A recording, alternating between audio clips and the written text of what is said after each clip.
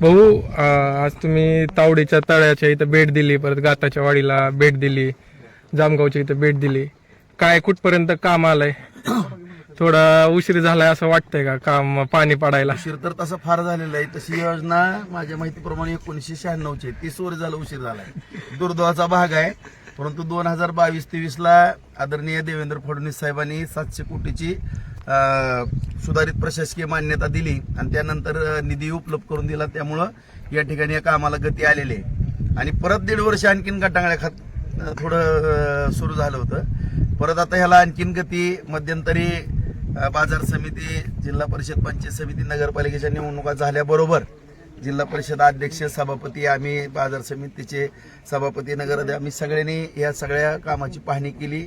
बैठकावर बैठका चालू झाल्या आणि या कामाला पुन्हा गती देण्याचं काम केलेलं. आता तर काही बुलेट ट्रेनच चालू झालेली आहे. त्यामुळं माझ्या माहितीप्रमाणे जवळपास आता 80% हे काम पूर्ण झालेलं आहे. आता हे जे आपलं समोरचं चेंबर बांधलेलं आहे, खऱ्या अर्थानं हा जो विषय तो आता आपल्या उपळाई नंतर लक्षाची वाडी नंतर आपला कतले मालकांचा मळा, त्याच्यानंतर आपलं गाताच्या वाडीला पण काय अडचणी होते. एमएससीबीचे पोल वगैरे शिफ्ट केले, तिथं भूसंपादनाच्या अडचणी होत्या, त्या संपवल्या. त्याच्यानंतर जामगावला एक आपण हौद बांधायचा होता त्या ठिकाणी नवलेंच्या शेतामध्ये. तो हे हौदाचं काम आता पूर्ण झालेलं आहे. तिथून बंद ह्यानी पाईपलाईन आपण पुढे आणली कुलकर्णीच्या शेतामध्ये, तो वॉल ओपन होतोय. तिथून अशीच पाईपलाईन ओपन मधून येणार, परत बंदिस्त पाईपलाईन अशी तळ्याच्या खालच्या बाजूनं इकडे आपलं तळ्याचा भराव आहे, त्या भरावाला चिटकून येते आणि ही पाईपलाईन ह्या ठिकाणी जॉईंट होणार आहे. आणि ह्या ठिकाणी जॉईंट होऊन त्या ठिकाणी चेंबर काढले. ती तळ्यामध्ये जी तावडीच्या पाणी टाकण्याचा विषय आहे तो पलीकडे या चेंबरमधनं हे पाईप गेल्यानंतर आतमध्ये आता पाणी टाकण्याचं काम लवकरच, साधारण एक दिवाळीच्या गोड दिवाळी माझ्या तालुक्यातल्या शेतकऱ्याला या ठिकाणी दिल्याशिवाय राहणार नाही, अशा पद्धतीचं या ठिकाणी आपण नियोजन केलेलं आहे. आणि हे काम पाहत असताना जवळपास 80%हून अधिक काम आपलं झालेलं आहे. काही काळी माती उपलब्ध होत नाही, परंतु काही ठिकाणची काळी माती पाहिलेली आहे. गाताच्या वाडीच्या ठिकाणी जो वरून कॅनल येतोय त्या ठिकाणी एक डीपी रोड जातोय, तो डीपी रोड अंडरग्राऊंड आपण करून वरनं कॅनल घेणार आहे. अशा रीतीनं ज्या थोड्याफार अडचणी सातत्याने येतात त्या सोडवण्याकरता दर 15 दिवसाला एक व्हिजिट करणं गरजेचं आहे. आणखीनही पुढच्या 15 तुम्हालाच बरोबर घेऊन व्हिजिट करणं गरजेचं आहे. कारण आमच्यावर टीका होती की दांडकी घेऊन फिरतं. आता ही दांडकी घेऊन फिरतोय का काम करतोय ही सगळी इथली जनता, शेतकरी आहेत. आणि असं फिरल्याशिवाय जर आपण फिरलो नसतो किंवा अशा पद्धतीने नियोजन केलं नसतं तर आणखीन 10-15 वर्ष पाणी आलं नसतं.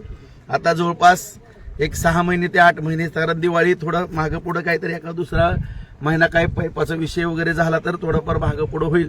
परंतु नक्की आता तावडीच्या तळ्यामध्ये पाणी पडणार आहे. आणि आजची जी व्हिजिट आहे ती कामाचा आढावा घेण्याकरता काल पण आपण बैठक कृषी उत्पन्न बाजार समिती या ठिकाणी अधीक्षक अभियंता साळीसाहेब, कार्यकारी अभियंता, त्याचबरोबर सगळे डेप्युटी इंजिनियर, जी सगळे कॉन्ट्रॅक्टर यांची बैठक त्या ठिकाणी घेतली. त्यानंतर आज जी पाहणी दौरा केलेला आहे की कुठं काय त्रुटी आहेत का त्या पाहिलेल्या आहेत. आता माझ्या माहितीप्रमाणे तर सगळी लाईन क्लिअर आहे. कॉन्ट्रॅक्टरच्या बिलांचा पैशाचा प्रश्न होता, त्याची उपलब्ध केलेली 8-10 दिवसामध्ये त्यांनाही पेमेंट मिळेल. आणखीनही वाढीवचा निधी उपलब्ध करणं आवश्यक आहे. उद्या आदरणीय जलसंपदा मंत्री राधाकृष्ण विखे पाटील साहेब यांना त्या दिवशी सगळी माहिती दिली, त्यांना पत्र दिलं. साहेब या ठिकाणी थोडी निधीची पण कमतरता भासणार आहे, भूसंपादनाचे पैसे द्यायच्यात आणि काही कामाची बिलं द्यायच्यात. त्यांनी उद्या 5:30 वाजता तातडीची बैठक त्या ठिकाणी आयोजित केली आहे. सगळ्यात महत्वाचं की आपण जे बंदिस्त या पाईपलाईनद्वारे पाणी देतोय तसं उपसा सिंचन योजनेला आपल्याला 2.59 TMC पाणी मंजूर आहे. त्याच्यामध्ये 12,550 हेक्टर आपल्या बार्शी तालुक्यातलं आणि 2,450 आपलं माढा तालुक्यातलं आहे. त्याच्यामुळं 12,550 हेक्टर आपल्या बार्शी तालुक्यामध्ये आपण क्षेत्रवलिताखाली येणार आहे. आणि ह्याच्यामध्ये जे सेव्हिंग झालेलं पाणी आहे, बंदिस्त जे पाईपलाईनद्वारे आपण पाणी दिलेलं आहे, त्याच्यामुळं 0.71, आता पूर्वी 66 होतं, परंतु आणखीनही परत सर्वे झाल्यानंतर 0.71 TMC पाणी आपलं सेव्हिंग झालेलं आहे. आता शासन जी आर असं आहे की त्याच्यातलं 25%च पाणी आपल्याला इतर म्हणजे त्याच तालुक्यामध्ये तिथं वापरता येईल असा एक नियम आहे. परंतु ती अट शिथिल करण्याकरता उद्या मी जलसंपदा मंत्री यांना विनंती करणार आहे. कारण 0.71 TMC पाणी जे राहते ते पाणी आमचं असंच आमच्या बार्शी तालुक्याला मिळावं अशी विनंती आपण त्या पत्राद्वारे केलेली आहे. आणि त्याचाच भाग म्हणून उद्या बैठक लागलेली आहे कारण ही बैठक लागत असताना 21 गावं जी खालची येतात ह्या उपसा सिंचन योजनेच्या 21 गावं ऍड केल्यात, त्यालाही ते पाणी मिळणार आहे. आणि विशेष म्हणजे आपलं जे ढाळे पिंपळगावचं धरण आहे ते असं उतळ आहे, त्यामध्ये जे पाण्याची मर्यादा आहे ती पाणी साठत नाही त्याच्यामुळं, आणि त्याच्यामुळं आपण तावडीच्या तलावामधनं ते पाणी ढाळे पिंपळगावच्या तलावामध्ये टाकतोय खामगावच्या टिंबीच्या माळावरनं. त्याच्या सर्वेक्षण करता उद्या बैठक आयोजित केलेली आहे. ते जर पाण्याचं सर्वेक्षणाची मंजुरी उद्या मिळेलच अशी मला खात्री आहे. ते मिळाल्यानंतर सर्वे करून आपण पुढचा 3रा टप्पा आपण हातामध्ये घेतोय. तेही जवळपास 400-500 कोटीच्या 300-400 कोटीच्या आसपास त्याचंही बजेट होणार आहे.